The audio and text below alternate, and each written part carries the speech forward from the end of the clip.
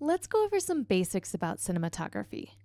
First of all, we're filming with smartphones, so remember to hold your phone like this because screens are wide, not tall.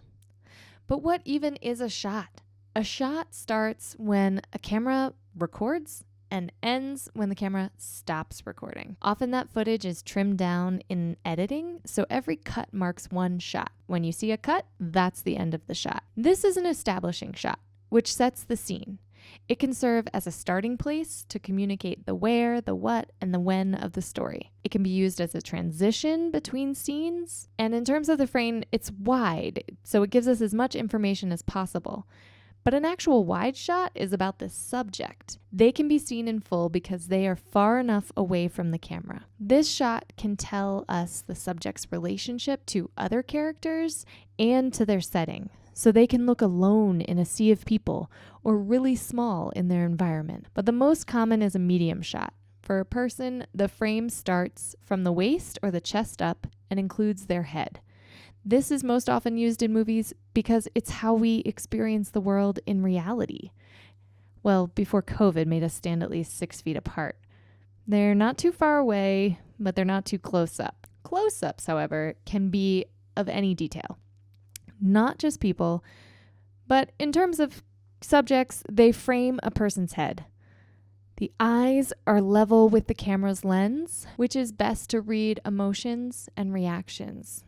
An extreme close-up emphasizes a small area of the subject or a detail in the story. That could be the eyes, the hands, or the last bullet in the gun, or something else that's crucial to the narrative. Let's talk about camera angles. This is also known as a low-angle shot because the camera is positioned slightly lower than the subject. This makes them look more confident, more powerful, or even dangerous. They appear larger than life. The opposite of that is a down shot or a high angle that shoots from above the subject to make them appear smaller and less powerful. Eye-level shots are the most commonly used camera height. The camera is at eye level with the subject and treats them with a neutral gaze. A worm's eye view is an extremely low angle that makes the subjects appear huge to give them more importance. Whereas a bird's eye view, also known as an overhead shot, simply help take in all of the details of a scene. Then we have over-the-shoulder shots, which signal a connection between characters.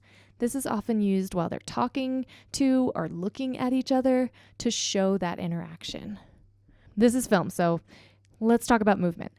Tracking is when the camera moves with your subject, either by walking with them or for smoother movement, you can film from the car or use a dolly, which is, this piece of equipment that's like a wheeled cart that you can put your tripod on. But a skateboard works just fine too.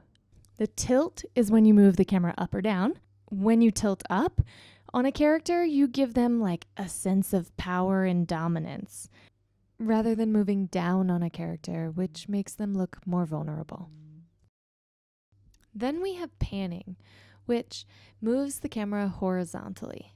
So because in our culture we read from left to right, it's really jarring to see the camera move from right to left, which can communicate chaos.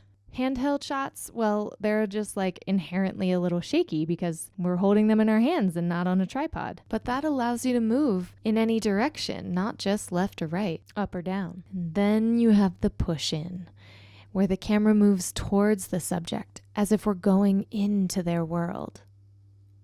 But if we want to disconnect from them, the camera moves away from the subject and gives us greater perspective. That's just a start. But if you really want to geek out on this, there's some videos linked.